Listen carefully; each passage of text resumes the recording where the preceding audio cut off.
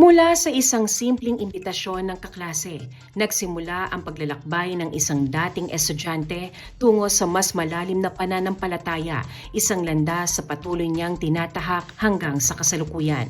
Ngunit sa halip ng mga panlabas na pagsubok, ibinunyag niya na ang pinakamalaking hamon sa kanyang paglilingkod ay ang kanyang sarili.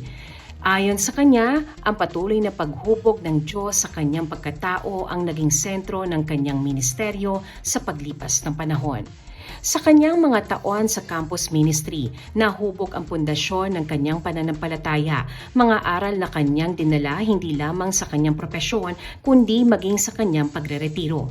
Sa bawat yugto ng kanyang buhay, nananatili ang kanyang layuning ibahagi ang ebanghelyo. Sa kabila ng mga personal na pagsubok, patuloy siyang nananatiling aktibo sa pananampalataya at umaasang magagamit pa sa gawain ng Panginoon. Para sa kanya, ang buhay ay isang biyayang dapat ibahagi sa iba. Hinihikayat din niya ang publiko na harapin ang sariling hamon, palalimin ang relasyon sa Diyos at maging bukas sa kanyang tawag. Napaka-iksi po ng buhay.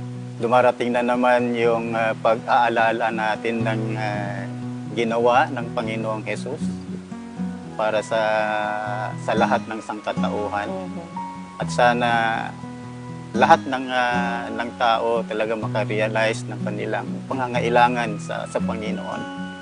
Napakaseryoso ng God kasi bugtong na anak niya yung kanyang ipinadala para sa atin. Kaya dapat seryoso din dapat tayo sa ating pakikitungo sa Kanya. Kasama si Elsa Navallo, Shane Tolentino para sa Balitang Unang Sigaw.